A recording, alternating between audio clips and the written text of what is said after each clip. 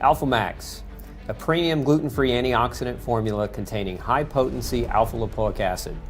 And this supplement was designed to help support healthy antioxidant levels, healthy blood sugar, as well as healthy nerve function. What makes this formulation different than other alpha-lipoic acid supplements? Alpha Max has a patented slow-release formula for maximum absorption. I've also added the B vitamin biotin to the formula because ALA competes with it. Now, many people with gluten sensitivity and celiac disease develop gluten-induced nerve damage. Research has shown that using alpha-lipoic acid to be beneficial and safe for those with neuropathy, especially diabetic neuropathy. Additionally, ALA helps regenerate the antioxidants vitamins E, C, and CoQ10. Research has shown that ALA helps support blood sugar metabolism, helps increase the antioxidant glutathione, but also supports detoxification. Now, some of the key benefits of using alpha-lipoic acid are: number one, it helps generate energy for cells. Number two, it helps your body metabolize blood sugar. Number three, it helps your body metabolize branched-chain amino acids. Now, the suggested use for this product is 1 capsule at bedtime, but if you want enhanced performance, take 2 capsules a day in divided doses with food. Now, if you're under high stress or training, I advise 3 to 4 capsules a day for peak potency.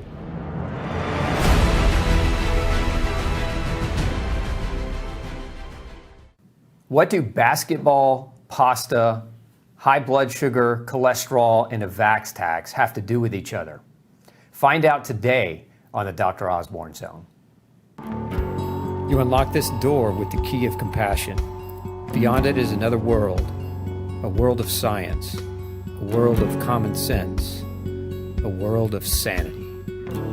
You're moving into a land of both empathy and ethics, of nutritional knowledge and empowerment. You've just crossed over to Dr. Osborne's Zone.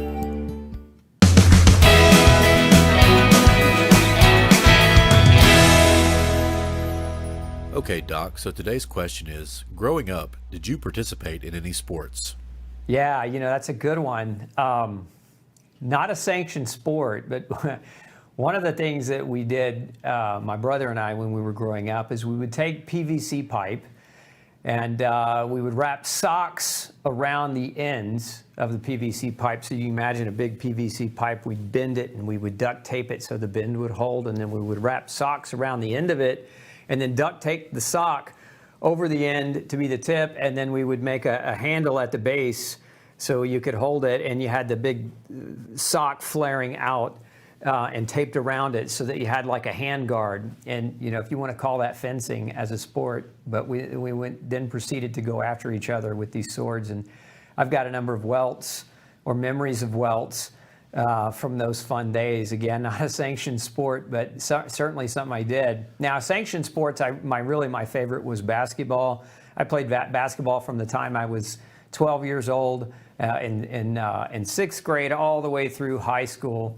And probably modestly speaking, I wasn't all that great, although I was probably greater in my mind than I actually was on the court, although I did hold a three-point record at one time for the high school I attended. My first realization that I was not a great basketball player came during a summer camp where I was playing and competing against college students, and these students were, they were actually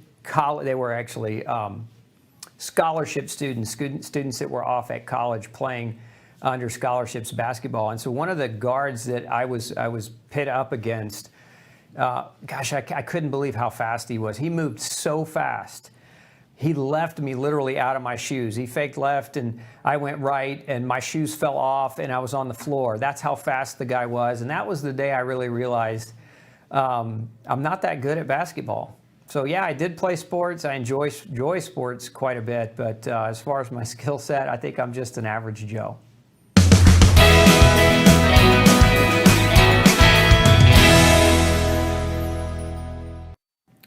Welcome to Dr. Osborne's Zone. Before we get into the bulk of tonight's topic, 10 nutrients you must have to regulate blood sugar, I've got a fantastic food review for you. Let's go straight to that now.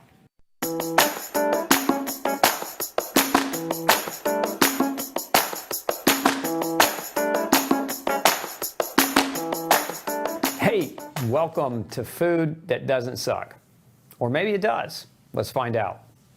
So today what we have is we have a lentil pasta. This is an organic lentil pasta produced by Whole Foods Market. And we're doing a comparative taste test. We've got two different spaghetti sauces. We've got one here on the left, brand name of Bella, and then the other is Whole Foods brand 365. And so we're going to compare taste these with the same pasta. So here we go. So I'm going to just first kind of taste this sauce here without the noodle so that we get an idea. That's pretty good sauce. The flavors mix really, really well. You can really taste the tomato. So if you're a tomato connoisseur, this is definitely a good tomato sauce. Let's throw in a little bit of the noodle action with it and see what we've got here. And one of the problems with some of the pastas that are gluten-free is their noodle ability, right? Their stretchability is a little less than that of wheat. So they're a little bit harder to get to the fork.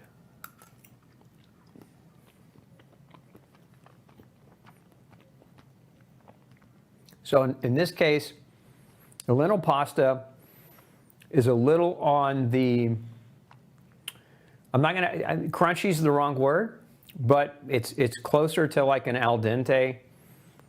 We cooked this a longer time to kind of get it softer. So if that tells you anything, it's not what you might get palatability-wise out of a typical gluten-free noodle, or rather out of a gluten-containing noodle. But it doesn't have a bad flavor at all. It's a real mild flavor.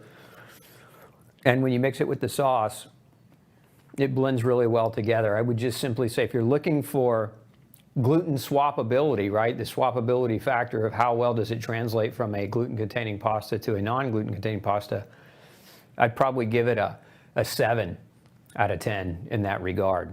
As far as taste is good. I'd give it probably an 8 just because 10 has to be stellar. And as far as the taste of this Bella sauce, I'd give this a 9. It's a really, really good pasta sauce. Now, from a cost perspective, this box of noodles, these lentil noodles, are $2.69, which is pretty reasonable, honestly, for an organic, because this is 100% organic ingredient pasta. It's pretty reasonable for that. Whereas the sauce here, a much more expensive, coming in at $7.99. So bang for buck, it's a pretty expensive meal with this particular pasta sauce. Now that being said, let's move over just a little bit here. We've got another plate where we're going to test out the same noodles, but with the Whole 365 sauce. Now this sauce is much cheaper. It's $2.19. So if you're working this out on a more tight budget, this obviously a $5 difference between sauce is definitely a big deal. So let's try this sauce here.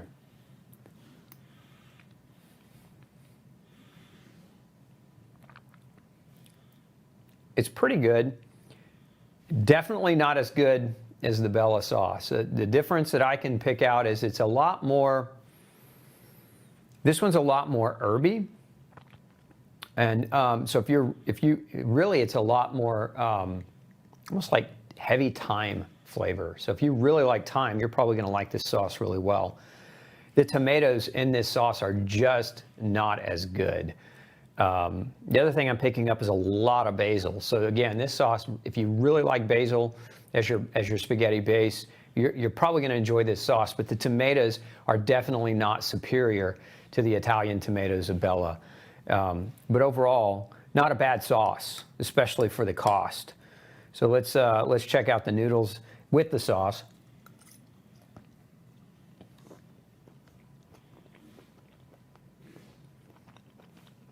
Yeah, it blends really well together. So the sauce by itself, a lot, like I said earlier, super heavy basil taste. But when you mix it with the noodle, it really blends nice. It really blends well. So again, if you're trying to save money right now, this sauce is definitely the option that you're going to go with because, from a flavor perspective, I really enjoyed the tomato flavor of this one, but the blend of the noodle and the sauce together on this side, It was very good, and I think a meal worth having and worth enjoying. Now let's look at the nutritional value, because I think that's something else that we have to really rate. You know, we don't just want to rate food based on taste and texture and palatability. We want to rate it on what is it providing. And so when we look at this particular one, let's pan over to the ingredients. One of the things I like about this product is everything is organic, and that's important, especially if you're trying to avoid, you know, being exposed to different types of pesticides, because they certainly can have an impact on your health. Calorie-wise, you've got 6 servings in this entire jar. Now, the serving size they're listing here is a half a cup. I don't know anybody who only uses a half a cup of sauce. So I would say more along the lines of, if I sauce this the way that I would typically want to eat, I'd probably use a full cup of sauce. And that's going to equate to about 120 calories. You know, if you use only a half a cup, it's 60 calories. And if you look at the way it breaks out nutritionally, is it's, you know, this sauce itself has 60 total calories. It has 8 total grams of carbohydrate, and 2 of those grams of carbs are coming from dietary fiber, and 4 of those are coming from sugars, natural sugars within the tomato itself, not added sugar. There is no added sugar in this product. There is, however, quite a bit of sodium per serving. It's 410 milligrams, which gives you about 18% of your daily sodium intake. So that is a little bit higher. So they're definitely using sodium in this, you know, to add to the flavor, which isn't necessarily, you know, that's the salt, right? It's not necessarily a bad thing. Salt's not bad for you. But if you're trying to watch your salt, you know, you might want to take that into consideration. All in all, nutritionally speaking, it's you know, with any tomato sauce, unless it's got mushrooms or other, you know, heavy vegetable-based ingredients, you're not going to get a ton of protein. And usually, if you're choosing something that doesn't have a lot of oil in it, you're not going to get a lot of fat.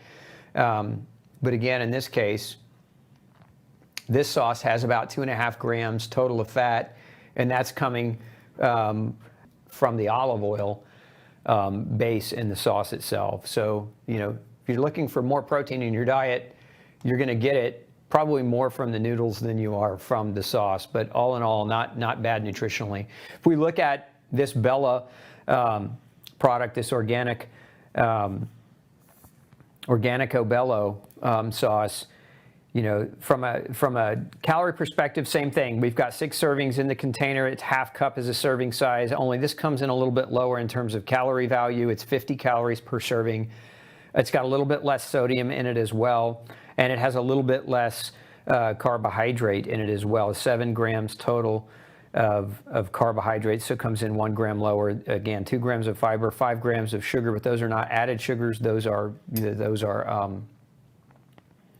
sugars that are naturally in the tomato. And then protein, 2 grams. So again, not super high in protein. The fat content is about the same from the olive oil. So both of these come in pretty close. This one's more expensive, has a lower quantity of calories by 10 calories per serving. So if you're counting your calories and you have extra money in your budget and you really love the taste of the awesome tomato, this is the brand I would go with. And if you're not so much concerned about those things and you're on a budget and you want to get something that's $5 cheaper, definitely the Whole Foods 365 brand would be the way to go.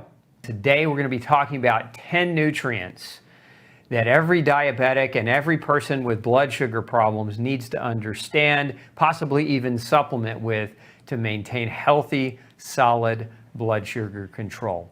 So let's dive in. So I think it's important to understand first and foremost, you know, the pathway of blood sugar itself. If you kind of have a better understanding of that, you'll understand where these nutrients fit in, and then we can talk about how you can get these nutrients. In step 1 here, you can see food, right? Food comes through, obviously it's what you eat. So food being a major factor in your blood sugar levels. So, right, it's the quality of that food. Are you eating processed sugar? Are you eating foods that are simple sugars in overabundance, right? So this food quality and quantity as well can play a major role. So I get this a lot. Is some people eat whole natural foods, but you know, in the summertime they may eat the whole watermelon, right? And that is a bad idea. You want to have some, but don't have the whole thing.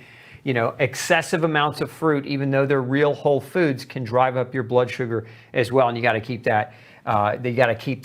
Kind of at the top of your mind. One of the other things, though, that aside from food, so there's definitely food, but what else will drive up your blood sugar? It's stress. Stress causes the release of the stress hormones, the catabolic hormones that ask your liver to dump sugar into your bloodstream. So you get the stress hormones allowing the sugar to go to your bloodstream from the liver directly. And then another big one, at least in industrialized countries, is excessive caffeine. So, how many people do energy drinks, excessive amounts of coffee? I'm not talking about the 1 cup a day type person. I'm talking the person that drinks a pot a day. Remember, caffeine also activates the stress response and can increase the glucose that hits your bloodstream. So think of it as food being kind of step one, food and what you put in your body or what you expose your body to here as in a way of stress. But once that glucose hits your bloodstream,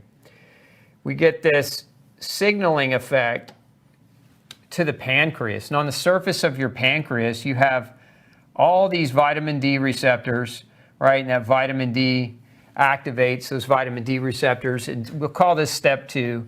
Okay, step 1 is what you eat. Step 2 is once that sugar hits the bloodstream, it signals the pancreas through vitamin D. And then we get over here, we get step 3, which is if you have adequate magnesium and you have adequate zinc, then your body can produce insulin, right? So that's what we're seeing here. And if you have adequate insulin, then that insulin docks to the insulin receptor, which is right here, okay? That insulin receptor is like a key, or rather a keyhole. The insulin is like the key, if you want to think of it that way. The insulin receptor, which again, that's the receptor, is like a keyhole, and it's made out of chromium and vitamin B3, right? So if you're low or deficient in chromium or vitamin B3, that receptor will be basically less functional, right? It will become, there's a term in medicine that's used commonly, it's insulin resistance, right? When that receptor, when you don't have adequate chromium or vitamin B3, that receptor doesn't work as well, then the insulin doesn't work as well, and you become resistant to the insulin that you produce.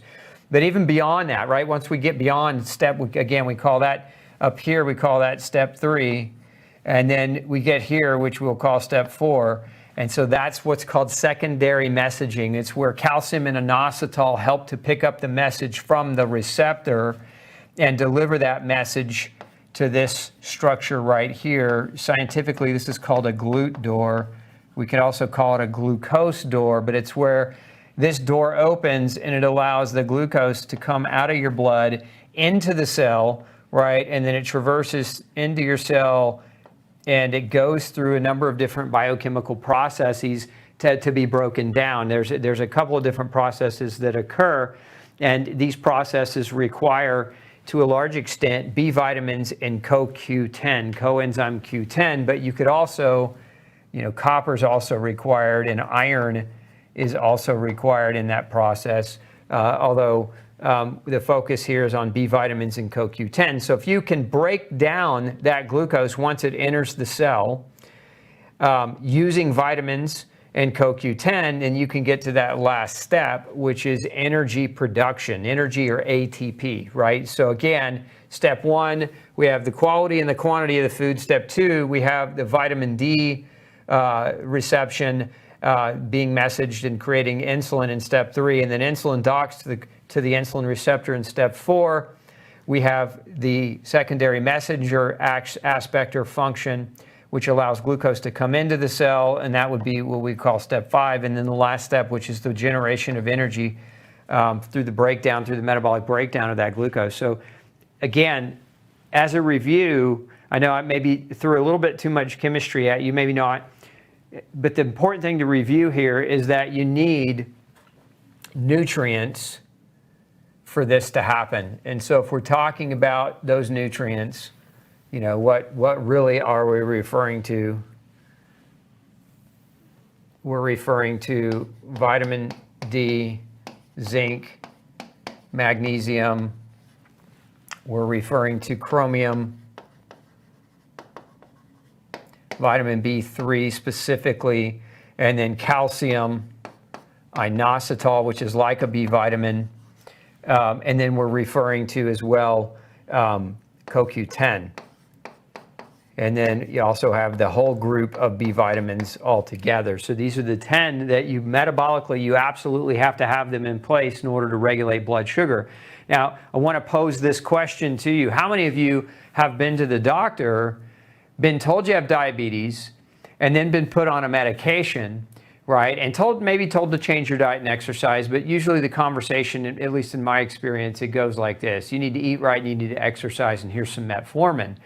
And that, I would imagine most of you watching this have had that similar type of experience. But how many of your doctors actually sat down with you, had this conversation, or put in a lab order to measure this list, right? How many of you could say that your doctor put in a lab order to measure that list? My guess would be less than 1% of you watching this have actually had that happen. Most doctors, you got to remember, they don't train in nutrition. They don't understand it. It's very sad. It's unfortunate, but the average medical doctor has less than 7 hours of nutritional training when they go through school.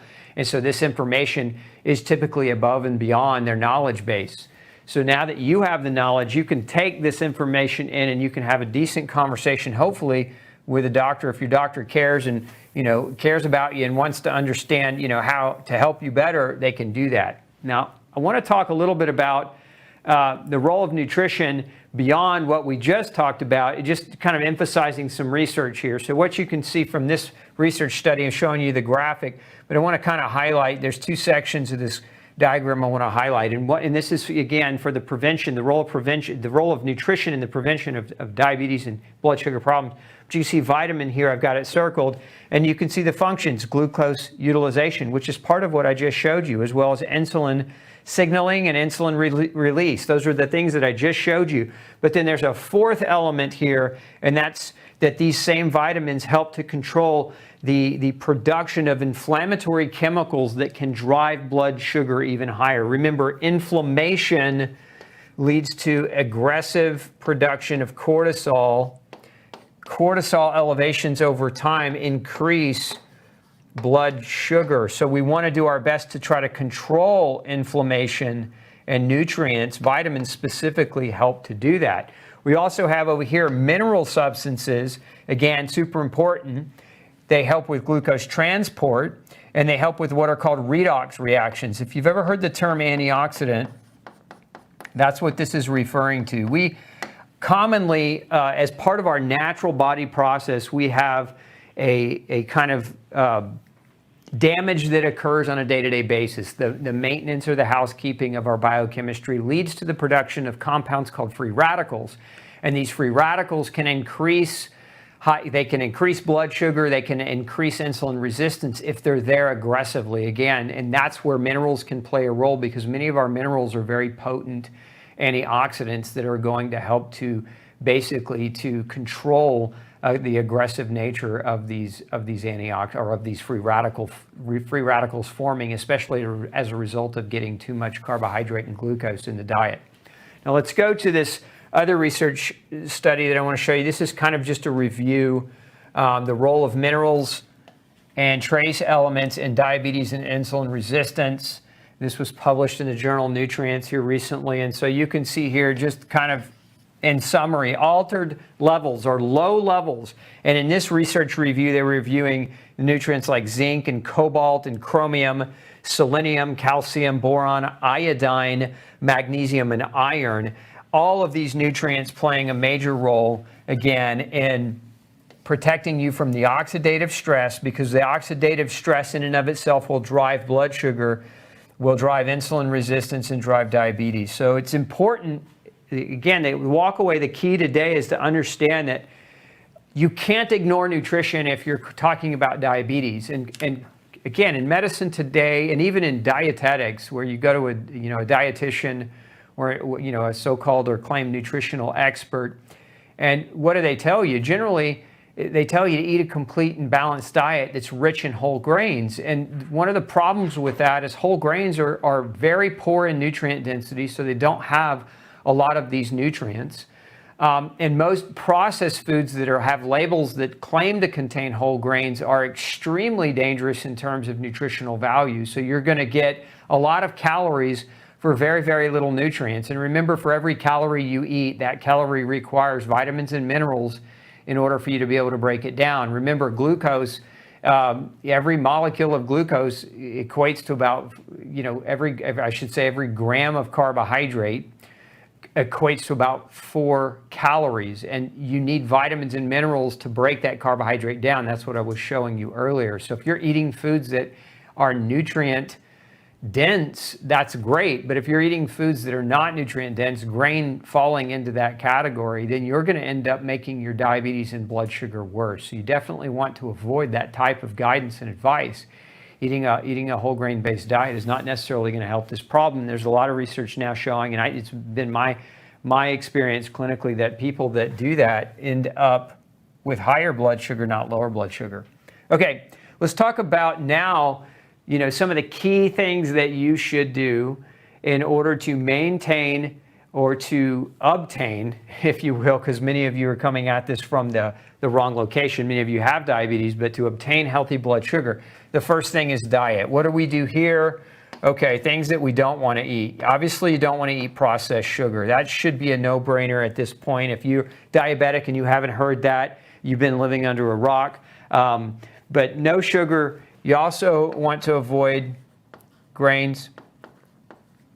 You're also going to want to avoid GMOs, genetically modified organisms, and you're also going to want to avoid processed, packaged foods. Why? Because most processed packaged foods are low nutrient density, so they're going to cause nutritional deficiencies. They're going to give you adequate calories without nutrients, and that in and of itself can drive diabetes. So these are very, very simple no's that you can follow. We'll add one more to this list. Again, in my experience, a big one is dairy. Dairy is a major driver of elevations in blood sugar. I see this quite frequently in my clientele. So dairy, sugar, grains, GMOs, and processed packaged foods. We can eliminate those things from the diet. What can we have instead? We can eat organic, whole foods, to include what, right? Veg, fruit within reason, meats. I know there's a battle in the world right now against meat. That battle is propaganda. Don't fall prey to it. Meats should always be grass-fed, free-range, organic. Nuts, another option. And so if we just look at that list, right, whole foods, fruits, veg, meats, and nuts, there's more than 300 different varieties of foods that you have access to that you can consume that would help to nourish the body without creating malnutrition and detriment. Then we come over here and we say, okay, sunshine. Why sunshine? So one of the big reasons is vitamin D, but another big reason is melatonin. Now, vitamin D regulates blood sugar, as I showed you earlier, but melatonin, a lot of people understand melatonin regulates sleep, which again comes down to this next one, which is super important. And you need sleep and you need rest, because if you don't get adequate sleep, you're going to see this a lot. It drives up, not getting adequate sleep drives up cortisol. What did we say earlier? That high levels of cortisol elevate your blood sugar.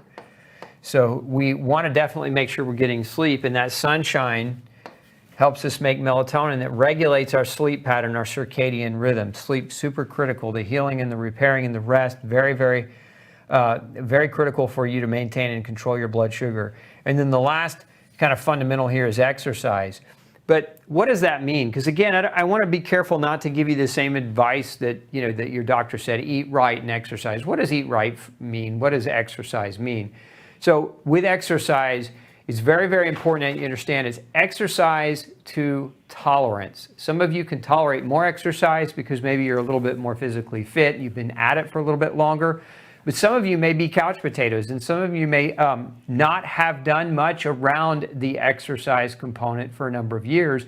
And so you don't want to just jump, into the deep end of exercise, because too much aggressive exercise can also cause a catabolic reaction that breaks your body down, increases your cortisol, and causes your blood sugar to go up. So remember, the exercise piece is to tolerance and work your way up, right? So do what you can do, but don't stay stagnant here. What a lot of people do, what is and what is not exercise. So one of the things that with exercise, walking is great, do it.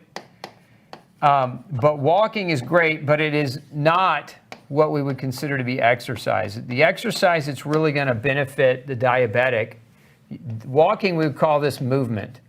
And a lot of people just don't move today, and this is one of their problems. But exercise, we want to define a little bit differently. If we're talking about real, actual exercise, we want to do weight-bearing activity that's function is to increase muscle density. And again, depending on where you're at with this, if you're 75 years old and you're starting an exercise program, you're not going to go and try to bench press 150 pounds. So you might just start with some wall push-ups, something lighter, right? But it's still weight bearing. It's still going to help do this right here. Why do we want to build muscle for a diabetic? What does that lead to? Muscle density improves insulin sensitivity. So the insulin that your body produces,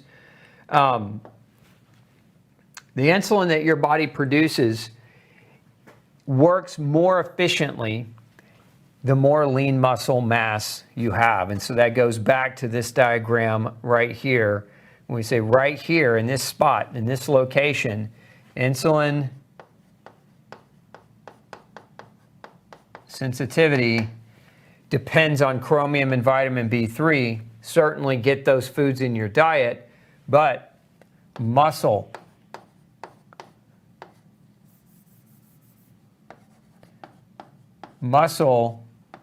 has a huge, profound impact on how effectively your insulin binds to your insulin receptor, thus improving your body's ability to get that glucose from the blood into the cell to generate that final piece, which is energy. So again, very, very important that you understand that. Now, the last thing that I really want to cover today is on the topic of what many doctors give for diabetes. I think it's important that you understand this is metformin. Metformin is the #1 prescribed medication related to the treatment of blood sugar problems and diabetes. We even see this in women who have PCOS, and they get put on metformin. PCOS is basically it's a form of diabetes. It's just that most doctors don't explain it that way, but that's why they use metformin to try to control it.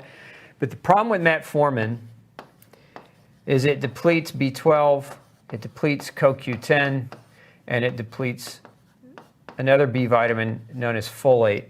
And so one of the things that happens when you're diabetic, or that can happen, is a neuropathy. And this is generally, you don't get a diagnosis of diabetes one day and then the next day you have massive neuropathy. Usually it's a slow, kind of insidious process that occurs the longer your blood sugar's out of control. But one of the reasons diabetic neuropathy occurs is right here. B12, folate, and CoQ10 deficiency can cause neuropathy. And I think it's important for you to know that, because if you've been on metformin for a number of years, you might have a diabetic neuropathy that's actually being caused by your medicine and not necessarily by the disease itself. It can go both ways. Yes, can elevated blood glucose over many years create a neuropathy? Of course it can. But so too can these deficiencies that the very drug the doctor is aiming to treat you with for that blood sugar. And so you can get confused, right? In my opinion, anybody who's been prescribed metformin should be taking B12, CoQ10, and folate. Now, what are we talking here? Anywhere from 2,000 to 5,000 micrograms which is a high dose. But it's a safe amount. Nobody's ever reported major side effect or issues with vitamin B12, even within these ranges. But you should be on something. Talk to your doctor about supplementing B12. I say talk to your doctor. If your doctor doesn't know anything about nutrition, he's going to probably look at you like you got horns coming out of your head. But again, you want to be armed with this information. From a folate perspective, 800 mcgs, micrograms per day, okay, and then CoQ10, at least 100 milligrams a day. If you're on the medication, all you're really doing here, if you take these three things in these amounts, is you're trying to offset the deficit, because again, metformin inhibits the intestinal absorption of these nutrients, leading to the consequences of those deficiencies. And so aside from neuropathy, I think it's important to also understand when you have diabetes, what are the risk factors for diabetes? Most doctors will tell you with diabetics, you're also more likely to die of heart disease, right? Stroke, heart attack, and the like. And so they're also trying to control or mitigate this risk for heart disease. And so remember that when you lower B12 and folate, and I've talked about this in the past, there's a compound that all of us make in our bodies, normal part of metabolism. It's called homocysteine. Now, elevations in homocysteine increase the risk of heart disease and stroke.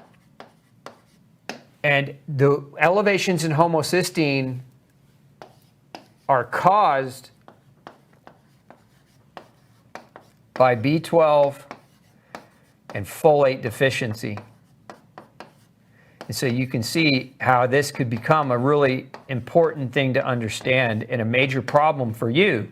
Because if you're on a drug that's inhibiting B12 and folate, leading to an elevation in homocysteine, you now are actually increasing your risk for heart disease, even though your doctor's telling you the medication is reducing your risk of heart disease. And so you end up chasing your own tail.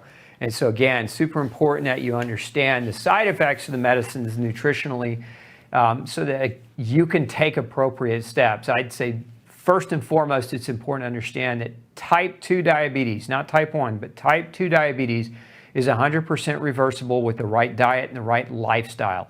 So don't ever let a doctor tell you you can't reverse type 2 diabetes. We are already very, very well aware that diet and lifestyle change can reverse this condition. But it's got to be the right diet and lifestyle change. You also have to understand that the medicines that are being used are basically not empowering you to really control your blood sugar. They're enslaving you to need a medicine, right? Part of the reason they're enslaving you is because you're depending now on an external drug to control your sugar, and you're not taking the action that you need to take. So you'll never really truly overcome the illness or overcome the disease until you're willing to take the action and the steps necessary to let your body properly control blood sugar and insulin. So there you have it, the breakdown on nutrition and blood sugar control. Look, make sure you share this video with somebody that you love. Make sure you take action on this video if you're struggling with blood sugar yourself. And if you've got additional questions, make sure you join me this Thursday live for a Q&A session. And if you've got questions you'd like me to answer, make sure you type those in below. We're going to be curating the best questions and answering those live on Thursday. You can also join me live on Thursday at 12:30 Central Standard Time. That's 12:30 p.m. Central Standard Time. Hey, if you're struggling with medicines and doctors and you don't know what to do and you're just trying to find a natural fix, you're definitely going to want to pay attention to Pharma Harma.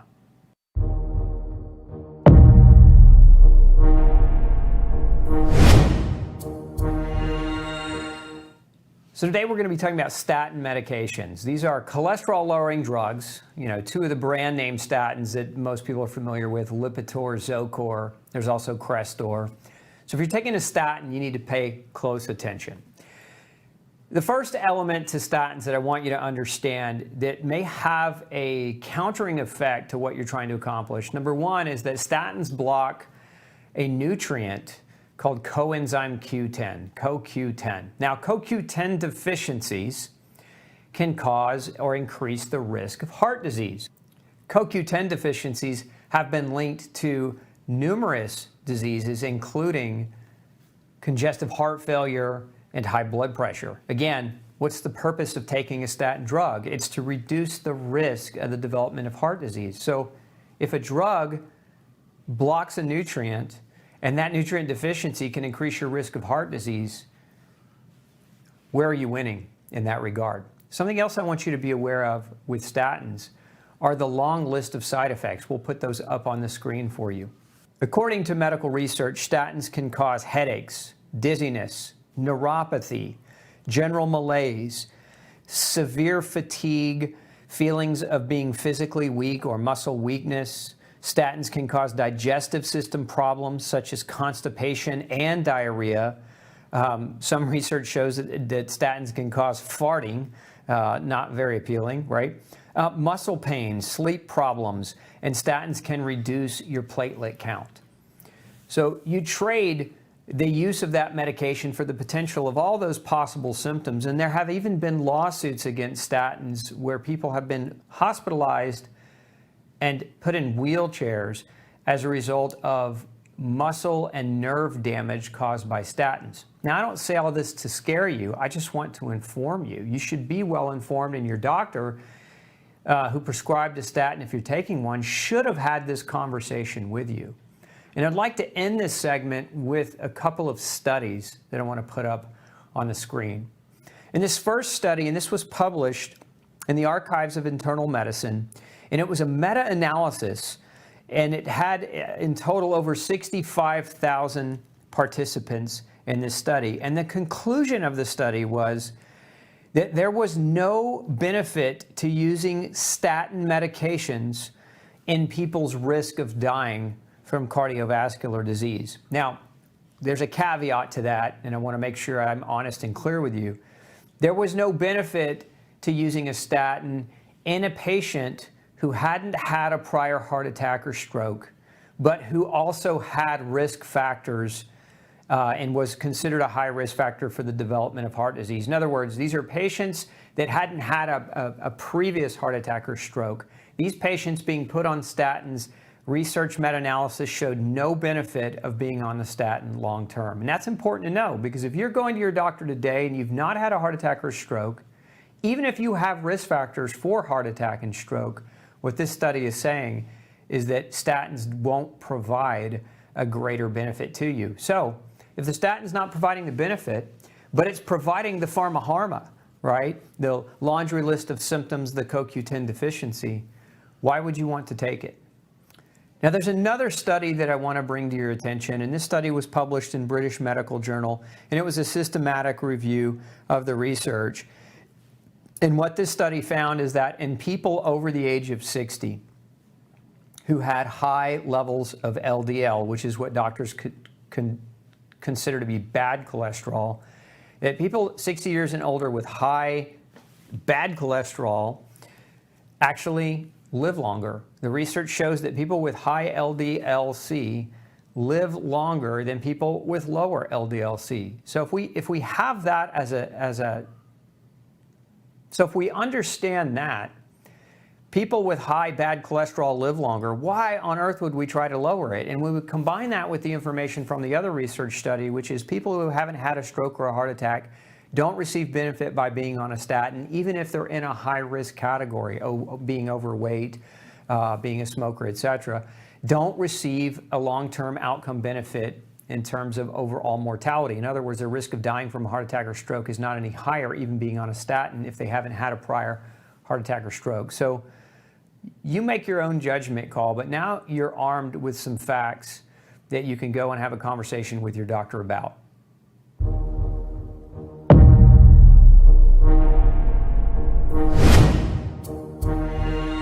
Hey, if you're like me and you've got a lick of common sense in your head, and sometimes you just sit down and wonder what in the heck is going on in the world today. Well, let's check out this week's episode of Ass Backwards.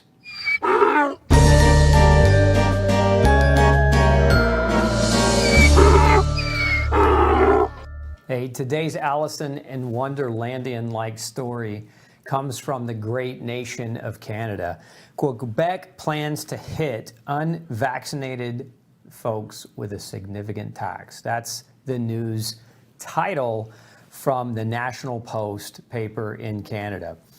And so to this I say, if we're going to tax the unvaccinated because the claim is that they're filling up hospitals or they're taking more than their fair share of medical resources, should we also not tax people that eat themselves into cancer and heart disease and obesity and diabetes and other nutritionally related diseases? Should we incise a tax on sodas and junk food or processed and packaged food? Should we put taxes on McDonald's and Chick-fil-A and some of these other chain fast food restaurants that are being sold globally to folks, to consumers? And we know that these foods are not good for us. We know that these foods contain ingredients that can increase the risk of death and dying, increase the risk of the development of different diseases.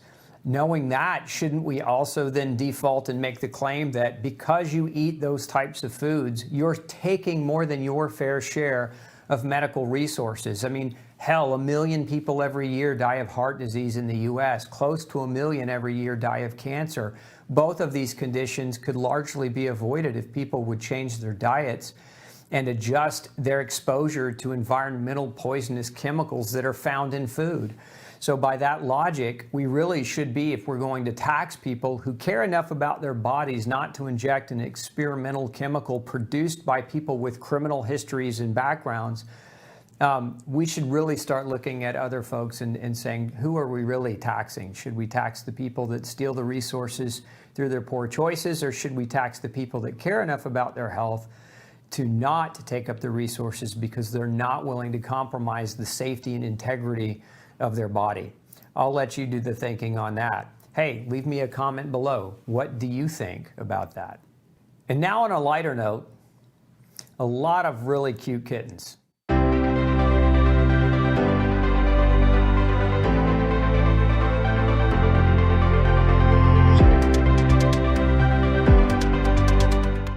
Thanks for being a part of the Dr. Osborne Zone, and we'll see you next Tuesday for another lesson.